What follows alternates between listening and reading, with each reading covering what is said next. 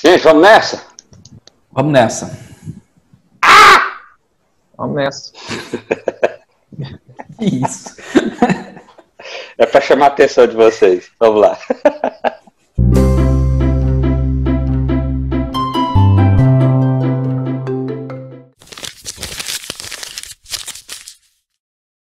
Olá, seja bem-vindo ao nosso canal Papel de Pão, teologia simples para uma vida complicada. E hoje nós vamos falar sobre um assunto realmente complicado, nós vamos falar sobre traição. Você já foi traído? Você já se sentiu traído?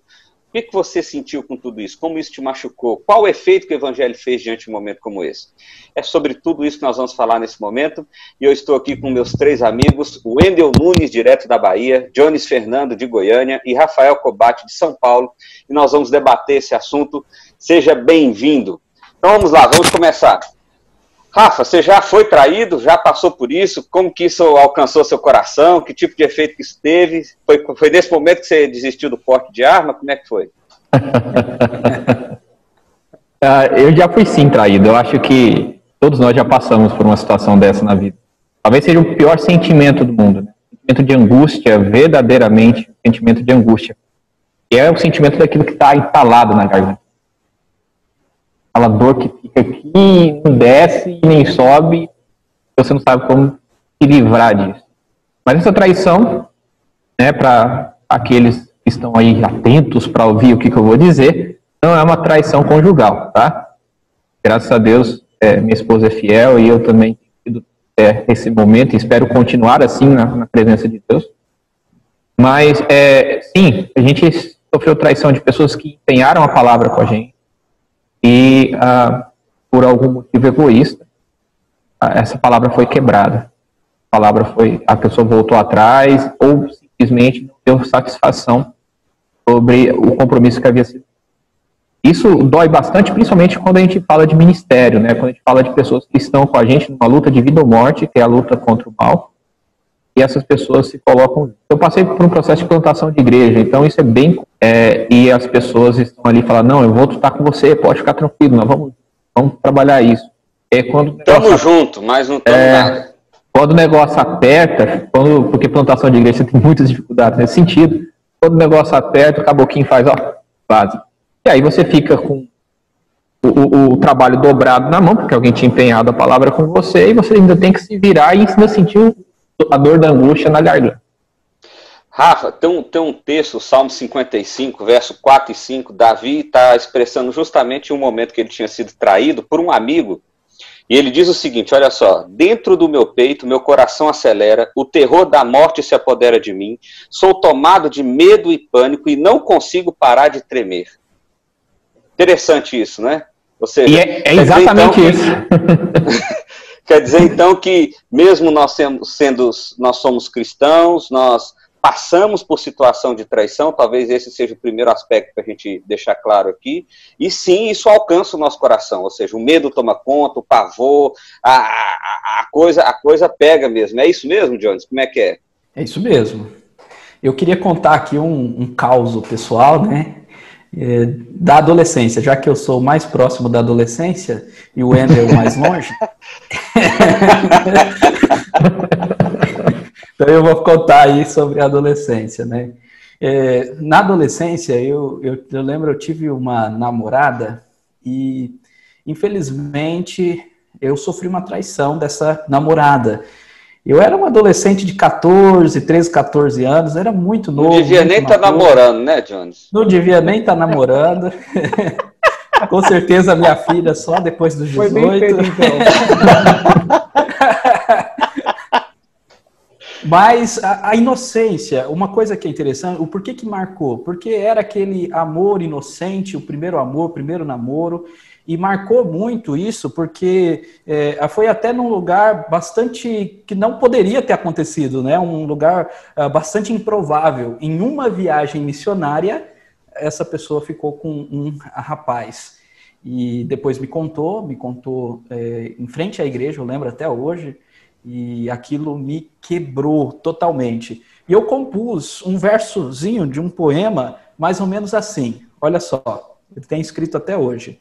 Traição é como se nos apunhalasse a dor de um amor quebrado, sofrendo como um machucado, que nunca mais será curado. E sobra uma pequena faísca de esperança, e aguentamos até que ela se apague. Uau, que é isso, rapaz? Brincadeira, hein? Parabéns, fantástico, fantástico, é isso aí. E aí, Wendel, quer dizer então que nós podemos ser traídos por amigos, nós podemos ser traídos por parceiros, pessoas que dizem que estão conosco, nós podemos ser traídos dentro de um relacionamento conjugal. Como é que é esse negócio aí? Cara, depois que a gente ouve o lado poético do Jones aí, né? A gente fica até constrangido em falar alguma coisa. O cara é alto nível. É interessante pensar sobre isso, Vinícius. É interessante pensar sobre isso. O Rafael colocou agora há pouco aí, perguntando de forma retórica, quem já foi traído nas relações humanas. Isso vai sempre acontecer com alguém próximo a nós, um amigo, um parente que de certa forma, em algum momento da vida nos trai. Agora, há um aspecto dentro disso que eu penso que nós também temos que pensar. E às vezes que somos acusados de ter traído alguém. Excelente. Porque às vezes existem momentos assim, né, que outra pessoa olha pra gente e fala assim, poxa, fulano me traiu, e esse fulano sou eu. E eu fico pensando, inclusive, em certo aspecto, isso já aconteceu comigo, né, acusado de uma traição, e eu fiquei procurando o tempo inteiro, em que momento, em que ponto, o que foi que eu fiz, que configurou em uma traição, e pensando na dor que aquilo poderia ter causado em alguém, e depois cheguei à conclusão de que não houve traição da minha parte para com aquela pessoa, e aquilo também gerava dor em mim. Ou seja, às vezes nós ficamos, sabe, nesses dois lados aí, o lado do ser traído, mas o lado de ser acusado de traição. Então, às vezes, quando uma pessoa, ou a gente sente que uma pessoa traiu a gente, nós temos que, de fato, rever, pensar direitinho se realmente houve uma traição, porque às vezes somos acusados sem ter cometido esse erro. Legal. Bom, então, pegando o gancho aí do que você falou, Wendel, vou jogar a bola para o Jones aqui, que é o nosso filósofo definidor de termos.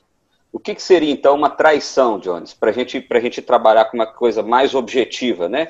Eu estou entendendo o que o Wendel está falando. Às vezes, as pessoas têm uma expectativa sobre nós ou sobre alguém, e quando essa expectativa é frustrada, a pessoa se sente traída. Mas isso é traição? O que seria, de fato, uma traição? Boa pergunta. Eu estou jogando aqui no Google.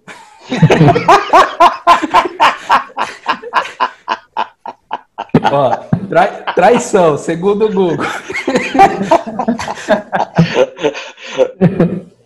Quebra de fidelidade prometida e empenhada por meio de um ato pérfido.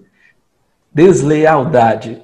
Então, quebra de fidelidade é quando, de fato, alguém ou fala com a palavra, faz um pacto, uma aliança contigo por meio da palavra. Eu creio que o Rafa depois quer explorar um pouquinho mais essa questão da aliança, ele gosta muito deste tema. Então, você tem um pacto, você tem um compromisso, seja uma relação de amizade, seja uma relação fraternal no sentido paterno, materno, no sentido conjugal, seja qual for a relação, inclusive até relação entre colegas de ministério, entre patrão e empregado, qualquer que for a relação, existe pactos. Então, e quando essa pessoa quebra este pacto, desonra a sua palavra e, de certa forma, de maneira desleal, nos ofende, se configura, sim, a traição. E aí, Rafa, como é que é esse negócio da aliança aí? Para mim, de uma forma muito objetiva, exatamente para não haver problemas subjetivos ou pelo menos uma definição e expectativas erradas, né, expectativas enganosas do nosso coração em relação a uma pessoa, para mim é bem claro que o pacto, uma aliança, é estabelecida por meio da palavra. Você pode até usar alguns elementos para reforçar ou para simbolizar. Por exemplo, a própria aliança. Deixa eu até ver se eu consigo tirar a minha aqui. Engordei um pouco, mas ainda consigo. Isso aqui não significa, ou isso aqui não é o meu pacto. É um símbolo do meu pacto. O meu pacto está na minha palavra, naquilo que eu disse naquele dia, naquele momento. E isso se refere a uma pessoa, é um contrato. estabelecido entre duas pessoas. Então, para mim, a traição, ela se refere a uma palavra quebrada, a uma promessa descumprida, uma promessa, a um pacto não realizado. Tá? Então, isso é muito importante, porque aí você tem um critério objetivo para definir se você traiu ou não, para definir se a pessoa traiu ou não.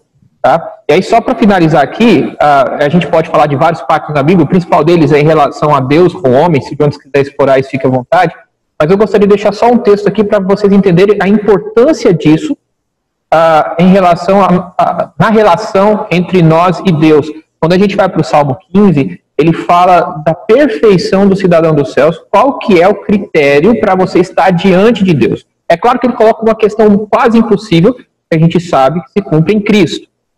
Mas no Salmo 15, nós temos ali a definição do homem perfeito. Tá? E aí a gente olha no Salmo 15, verso 4, que diz o seguinte: o que a seus olhos tem por desprezível o réprobo, mas honra aos que temem ao Senhor, o que jura com dano próprio e não se retrata. Ou seja, ele fala, cumpre a sua palavra, mesmo que isso prejudique ele mesmo. Fala, mas eu prometi, eu vou até o final. Isso vai me arrebentar? Vai, mas eu prometi e vou cumprir a minha palavra. Essa é a expectativa do homem perfeito. Fio do bigode, né? Exatamente. Eu só falava antigamente do fio do bigode. Eu prometi, eu vou até o fim. Está prometido. Eu não vou voltar atrás. Você ia dar uma contribuição aí, Jones? E assim, é porque existe alguns contratos, alguns pactos da nossa relação humana que não necessariamente exige que nós falemos alguma coisa. Né? Por exemplo, quando se trata de amigo, ninguém vai chegar assim e falar: olha, Vinícius, agora nós vamos ser amigos. Coloca a mão assim e jura que você vai ser meu amigo na alegria, na tristeza. Mas parece que é algo que já está definido pelo contexto cultural, pela sociedade e tudo mais. O que se espera de um amigo é o quê? É honra, é alguém que te apoie, né? E tudo mais. Então, alguns pactos, de certa forma, a gente não vai mencionar. E só um detalhezinho assim para algumas pessoas que compreendem um pouquinho de contractualismo, que está nos escutando. Nós não estamos falando aqui de um contrato social como Rousseau, como Hobbes, como John Locke, nada disso. Nós estamos falando aqui de aliança e no sentido teológico, porque nós cremos na aliança divina de Deus com o homem e que Deus criou o homem para formar aliança com outros homens. Então é diferente dessas teorias contractualistas aí do século XVII. Que na sua essência são humanistas, né, Jones? É isso aí. Diga, Wender. Eu penso o seguinte, foi dito aí por alguém a questão da aliança por meio da palavra. O grande problema é que muitas vezes a pessoa julga um ato como traição, tá? E isso quase que de forma generalizada. As pessoas, elas julgam um ato como traição sem levar em consideração esta aliança estabelecida por meio da palavra. Às vezes não foi estabelecida uma aliança por meio de palavra nenhuma, mas quando a pessoa age de forma contrária àquilo que você espera dela, ela já te julga como um traidor. E existem, às vezes, alguns comportamentos que pessoas que estão próximas a nós, comportamentos que elas esperam de nós, que vão contrariar a nossa ética de vida, a nossa ética moral. Tá? Então, se eu não estou de acordo com uma pessoa, mesmo ela sendo minha amiga, mesmo sendo alguém próximo a mim, ou sendo o meu patrão, como foi colocado aí, se eu não concordo com ela em certos aspectos morais, em certos aspectos éticos, e vou agir contrário àquilo que ele defende e faz, eu não estou sendo um traidor por causa disso. O problema é que, às vezes, as pessoas se consideram assim. Tá? Por quê? Porque não vão avaliar a questão da objetividade da coisa. E aí tem uma coisa interessante, né? Não foi estabelecida e ela quer tratar como se tivesse sido. Porque aí tem uma coisa interessante, foi bom você abordar isso aí, porque a fidelidade primária nossa sempre é para com Deus. Então, eu acho que isso que você está abordando aí tem muito a ver com esse negócio. Espera aí, o cara é meu amigo, mas a atitude dele é contrária àquilo que o Evangelho direciona. Então, quando eu não compactuo com a atitude do meu amigo, não é que eu estou traindo ele, porque eu tenho uma fidelidade primária para com Deus. Então, Deus é a base da minha aliança, da minha vida e a direção dos meus passos, né? Muito legal, muito bacana. Eu vou te falar uma coisa sobre isso, se você me permite. Diga. Eu acho que precisa haver um equilíbrio, o compromisso subentendido e o compromisso estabelecido. O compromisso subentendido é aquilo que o Jones colocou. Há uma questão da nossa relação social que é estabelecida de forma quase que inata. Você está na sociedade, você vai acabar vivendo essas situações e você vai ter alguns compromissos com pessoas. Eu até acredito que o compromisso com amigo, vez ou outra, a gente está falando sobre ele, ou a gente diz ele. Só que a gente faz de uma forma muito banalizada. Tamo junto, conta comigo. E aí na hora que você conta com o cara paf, o cara espirra. Então assim, eu ainda acho que é a palavra, mas a palavra não é respeitada mais. Mas mesmo que não haja palavra, existe esse comportamento social, que nós temos que entender que isso não é um pacto estabelecido de forma, ou melhor dizendo, um pacto estabelecido formalmente, que é aquilo que o Wendel falou. Nós temos um pacto formal com Deus, e é por isso que nós temos que tomar muito cuidado com os pactos que a gente profere, com as palavras que a gente empenha, tá? Com as dívidas que a gente faz, tá? Inclusive isso na questão financeira. Então, olhemos para os nossos pactos formais, tá? E o principal deles, que é o sangue de Cristo na cruz. O contrato foi assinado com sangue. Esse é o pacto estabelecido. O pacto social, o relacionamento natural que existe na sociedade, a gente tem que tomar muito cuidado com isso, porque nós estamos numa sociedade muito, como é que eu posso dizer, muito sensível. A sociedade do mimimi, né? No qual você estabelece regras e exige das pessoas essa regra que você estabeleceu, um contrato unilateral. E hoje essas relações sociais estão muito distorcidas. Por isso que eu gosto de prezar a questão formal. Você falou? Legal. Cumpre. Conta comigo, amigo. Vou contar com você. Pode esperar. Ou seja, Rafa, todos os pactos que a gente vai firmar com alguém tem que levar em consideração antes o pacto que já foi firmado com Deus. Exatamente.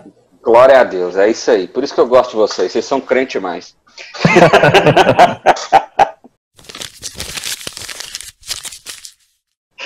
Pessoal, então vamos lá. Segunda pergunta. Beleza, a gente já entendeu que a traição, ela infelizmente faz parte desse mundo caído. Nós estamos sujeitos a elas em diferentes níveis, né? Amizade, relacionamento conjugal, familiar, comercial e por aí vai. Mas e aí, como é que o evangelho deve direcionar o nosso coração quando isso acontece conosco? Porque nós já entendemos, o sentimento ele vem, é como eu li agora há pouco as palavras de Davi aqui, ele treme, ele engasga, e o Rafa compartilhou que o sentimento é esse mesmo.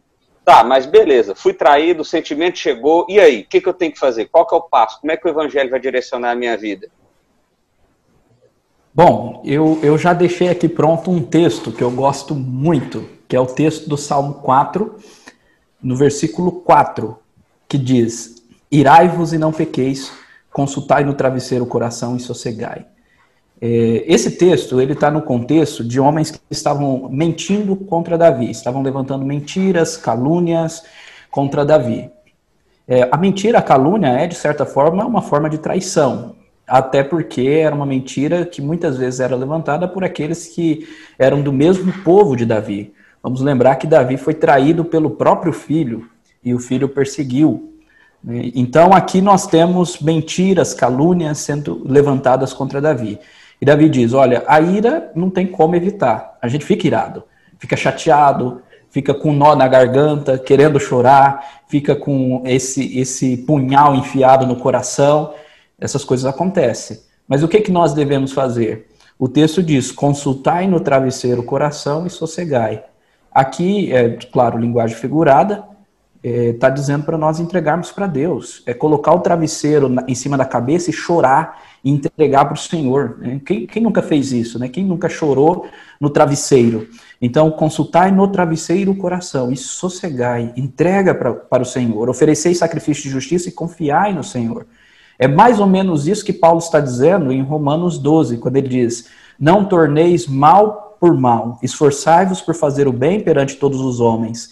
E no versículo 19 ele diz, não vos vingueis a vós mesmos, amados, mas dai lugar à ira, porque está escrito, a mim me pertence a vingança, eu é que retribuirei, diz o Senhor. Entrega para Deus, Deus que vai vingar. Deixa eu ver se eu entendi, Johnny, só para quem está nos ouvindo agora deixar claro, né? Então, você está falando aí, algumas atitudes que o Evangelho direciona a gente, entregar o nosso coração ao Senhor, né? Eu entrego o meu lamento, a minha dor, o meu sentimento ao Senhor, eu confio no Senhor, confio que Ele está comigo, confio que Ele é sobre mim, e eu confio na aplicação da justiça do Senhor, né? Que é o que você disse aí, a ideia de Ele é o vingador. Então, o cara que é mau, não se preocupe com ele, porque Deus vai aplicar a justiça dele. Então, talvez seriam 3 ações bem práticas, é isso aí? Você concorda com isso? Concordo, e eu vou anotar para pregar nisso daí, que você me lembra disso. Pera que eu tô anotando. E aí, Wendel, como mais o Evangelho direciona o nosso coração? Há texto que nós conhecemos bem, que nos fala sobre quando alguém pecar contra nós, né? Qual deve ser a nossa atitude. Porque, às vezes, a nossa atitude são todas estas que a gente já abordou aí, que o próprio Davi teve, sentimento de tristeza, de raiva e tal. Agora, a gente não pode alimentar o sentimento de agressividade, de desejo. Eu acho que o desejo de vingança promovida pelas nossas próprias mãos, o Jones colocou sobre isso muito bem. Então, eu acho que isso não deve acontecer. Eu acho que o que deve acontecer conosco é justamente o desejo de restaurar o relacionamento que foi quebrado. O primeiro passo, eu acho que deve ser esse. O texto nos ensina o quê? Os evangelhos nos ensinam que nós precisamos chamar a pessoa e confrontá-la a respeito do pacto que foi quebrado, do pecado que foi cometido contra nós. Acho que o primeiro passo é esse, é tentar restaurar o relacionamento quebrado. Segundo, eu acho que é administrar o nosso coração. Tá? Administrar o nosso próprio coração. Porque se a gente ficar alimentando dentro do nosso coração os sentimentos que uma traição produz, os sentimentos que geram em nós, eu penso que nós vamos acabar sofrendo muito mais do que aquele que traiu. Tá? Então, eu acho que a gente tem que administrar o nosso coração para conseguir lidar com essa situação. Isso é tão real, Wendel, que certa feita, participando de um momento de aconselhamento que envolvia essa questão da traição, a pessoa traída ficou tão machucada, absorveu tanto a dor, e aí a gente já disse isso aqui, a dor é real, o sentimento vai vir, né, o punhal está ali atravessado, mas o não desejo de sair da dor, mas de alimentar a dor, fez com que essa pessoa, infelizmente, entrasse por um caminho muito difícil, porque o Evangelho não foi quem direcionou o coração dela, mas foi o próprio desejo da carne, do coração, que direcionou o coração dela. Então é muito importante isso que você está falando aí. Agora, Rafa, deixa eu te pôr na fogueira aqui. Imagine agora que a pessoa que está nos ouvindo é a pessoa que traiu. Nós estamos falando aqui de uma perspectiva de alguém que foi traído. E agora a pessoa traiu, a pessoa entende o Evangelho, a pessoa conhece o Evangelho. E agora, como é que ela faz? Bom, a Bíblia fala sobre arrependimento, né? E o nosso papel é pedir perdão. A gente tem que ir atrás de quem a gente traiu, pedir perdão, né? E tentar realmente se retratar nisso daí. Agora, a pessoa, por obrigação, ela deve, se ela é cristã, claro, né? Na verdade, essa obrigação é para todos, mas o cristão tem isso escrito, determinado. O cristão, ele precisa perdoar. E o perdão é o caminho mais curto para resolver essa situação. Porque ao se perdoar, não quer dizer que as coisas vão ser apagadas, mas elas serão cobertas pelo sangue de Cristo, que é aquele que vinga todas as coisas, né? Então, o perdão, ele existe exatamente para resolver este problema, essa consequência do pecado que nós temos dentro de nós mesmos. Nós não vamos cumprir nossas palavras, e isso é um problema, isso vai machucar pessoas, isso vai destruir relacionamento. Então, a busca é arrependimento e pedir perdão. Mas eu gostaria de falar um pouco, Vinícius, só para ficar completo o quadro, do outro lado também. Porque o lado de quem quebrou o pacto é um só, é um caminho só, é dobrar o joelho e pedir perdão. Mas quem foi traído, às vezes, não vai receber esse pedido de perdão, porque a pessoa não reconhece que traiu. Ou é orgulhosa demais de dizer, eu não te traí. E a Bíblia é muito clara nisso daí. Primeiro, naquele primeiro aspecto que vocês colocaram, que a ira em si não é pecado. O pecado é o alimentar a ira e o desejo de vingança. E a gente tem que entender que o nosso vingador é Cristo. É Ele que vai vingar as coisas. Então, a gente entrega essa ira para Ele. Essa ira a gente não pode guardar. Vocês falaram bem sobre isso. E a segunda coisa, entender que eu agora vou tocar a minha vida, depois de confrontar a pessoa, claro, como o Wendel falou, confronta a pessoa, você errou comigo, a pessoa não pediu perdão, continua a sua vida tranquila, viva de forma a confiar no Senhor, tá? E entenda que o perdão, ele é condicional. Não libera graça de graça nesse sentido. A graça é de Jesus Cristo, a pessoa precisa se arrepender. A pessoa precisa pedir perdão.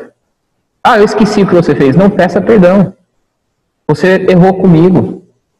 Custa você dizer que você errou? O perdão, ele é condicional. Se o irmão vier contigo, perdoe ele 70 vezes 7. Tá? Porque as pessoas muitas vezes viram saco de pancada.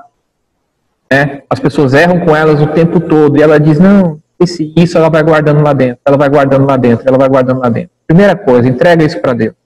Entrega isso para Deus. E não fica tentando restaurar relacionamento onde a pessoa tem a cerviz dura. Rafa, a pessoa não se dobra. Dá um exemplo prático disso aí. Certa feita, outra situação, aconselhando um casal também nessa mesma situação. E o marido traiu a esposa. E a esposa, nessa situação de pedir perdão e tal, e essa coisa toda. E, por óbvio, quando nós somos chamados para uma situação dessa, eu acho que a pessoa já tem a expectativa de que nós vamos falar assim, olha, você precisa perdoar, você precisa... tudo isso que nós falamos aqui, né? Mas eu me lembro que eu não tinha tanta convicção assim de que a outra parte era um cara cristão real, ou que o arrependimento ali parecia ser real. E eu disse o seguinte para a pessoa, olha, a direção do evangelho é esse mesmo, é o perdão, é o amor, essa é a direção do evangelho. Mas...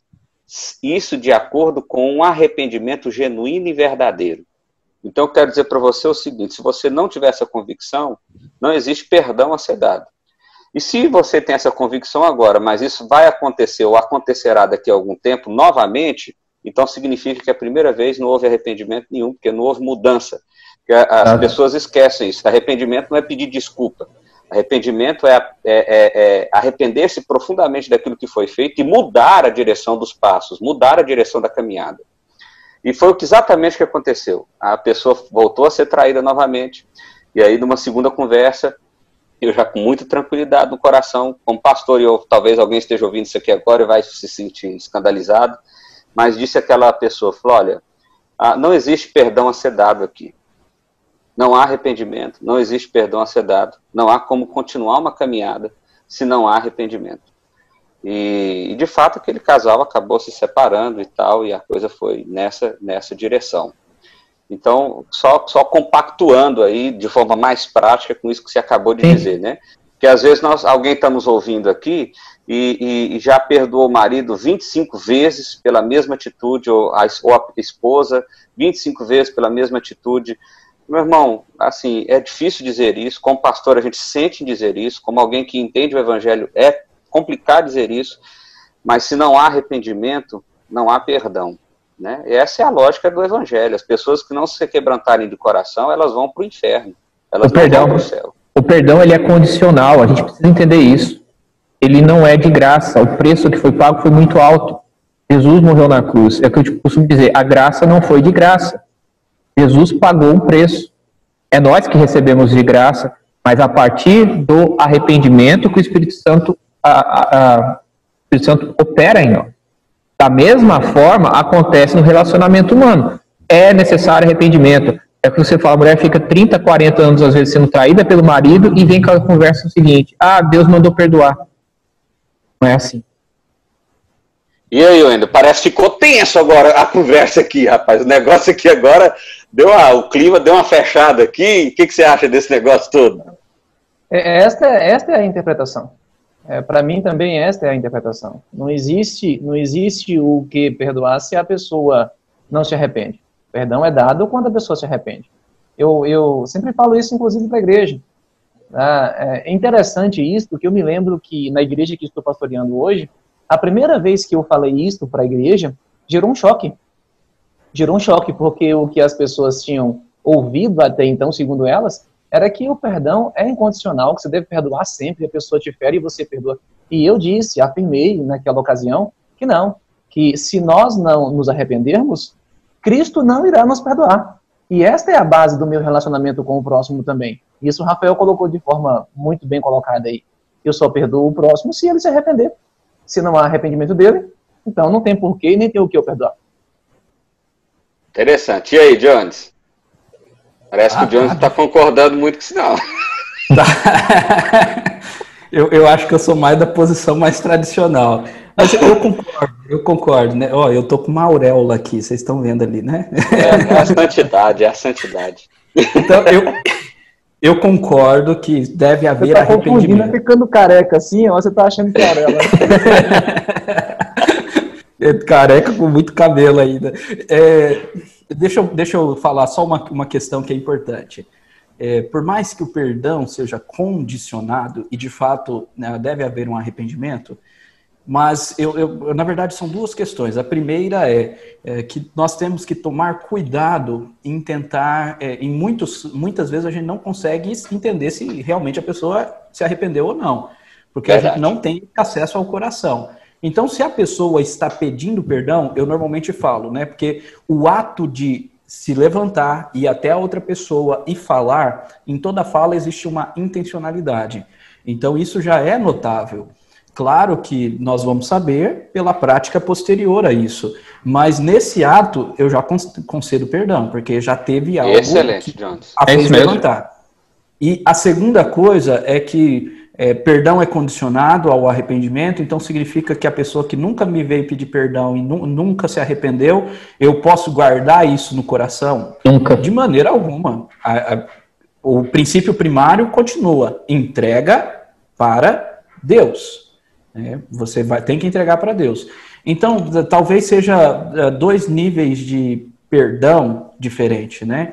Porque eu entendo perdão como cancelamento da dívida, em sentido financeiro, é não imputar mais culpa, né? Então, não considerar aquela pessoa mais devedora para você. Então, você tem duas formas, né? Você cancelar, falar, olha, rasguei a dívida diante de você porque você me pediu, ou você entregou para Deus, disse, Deus, não me deve mais, agora deve ser.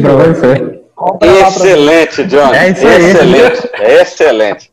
É por isso que é o nosso filósofo. Isso, se a pessoa não pediu perdão para você, meu filho, é Deus que vai cobrar dela a dívida, não é mais de você. É por isso que você não pode guardar rancor, por isso você não pode guardar ira. Olha só que coisa interessante, no Salmo 55, Davi falando sobre essa questão da traição, no verso 22 e 23 ele diz assim, entregue suas aflições ao Senhor e Ele cuidará de você, jamais permitirá que o justo tropece e caia. Tu, porém, ó Deus, lançará os perversos no abismo da destruição. Assassinos e mentirosos morrerão ainda jovens, mas eu sempre confiarei em ti. Ou seja, é a aplicação real do que o Jones acabou de dizer. Então, nós nunca ficamos com a dívida na mão. É isso, Jones? Ou eu rasgo a dívida, eu perdoo, ou eu pego essa dívida e lanço ela sobre Deus. E aí Deus agora é o credor dessa dívida, não mais eu, né? De forma que eu nunca alimento, eu nunca me abasteço desse sentimento de aflição, de mágoa, de vingança, ou qualquer coisa nesse sentido. Isso mesmo. E só para arrematar aí, para fechar o assunto, é isso que o Jones disse. A pessoa pediu perdão, perdoa, rasga a dívida, tá? Ela pediu, perdoa. O condicionamento está, de novo, palavra. Pediu, perdoa. Mas vamos lá, usando o exemplo da mulher que eu acabei de usar, está 30 anos sendo traída pelo marido. Você perdoou, mas isso não significa que você precisa estar casada com ele mais. A convivência já é outra coisa. E o arrependimento, nesse caso, claramente não foi verdadeiro. Um cara que está traindo a esposa há 30 anos, de forma ordinária, não se arrependeu nem da primeira, nem da segunda, nem da 10ª, nem da 20ª vez. Certamente.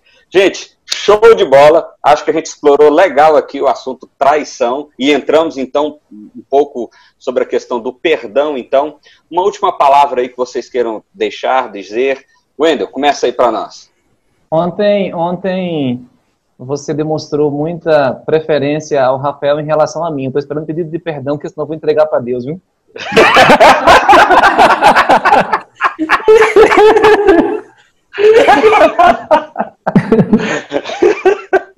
Eu quero pedir perdão ao Wendel do fundo do coração.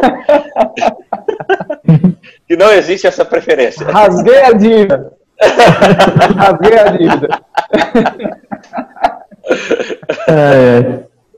É isso. E aí? Eu não me senti privilegiado, então eu tô ofendido agora com o Endo vai ter que pedir perdão pra mim.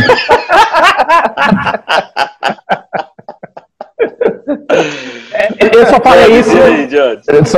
Eu dei isso só pra falar o quanto o nosso mundo hoje tem muito mimimi. Gente, cuidado com esse negócio de ficar ofendido demais com as pessoas. Vai lá, conversa, cara. Põe pratozinho, resolva a situação. Vai falar, eu fiquei ofendido, fulano de tal falou isso. Você já conversou com o cara? Não. Eu pus no Facebook. Vai pôr no Facebook, vai conversar com o homem, liga, resolve. Excelente. Jones, uma última palavra, um último conselho. Um último conselho, né? Salmo 4 de novo. O Salmo finaliza: mais alegria puseste no nosso coração do que alegria deles. Né? Então o Senhor é que sacia e satisfaz o nosso coração. A gente tem que descansar nisso. Fui traído? Coloque diante do Senhor. As pessoas acham que eu traí elas, também coloque diante do Senhor e entenda que o Senhor é a sua paz. Né? O Wendel falou muito dessa situação, da pessoa que nem sabe o porquê, mas traiu a outra pessoa. Né? E ela não considera que traiu, mas a outra pessoa acha que foi traída por ela. Ainda assim, descanse no Senhor. E se você traiu, peça perdão. Vá lá conversar. Esse é o caminho da reconciliação em nome de Jesus. Amém. Amém. Meu irmão, então é isso. Se você traiu, ou se você é o traidor, que o Evangelho direcione seus passos. Papel de Pão, teologia simples para uma vida complicada. Até o nosso próximo encontro. Tchau.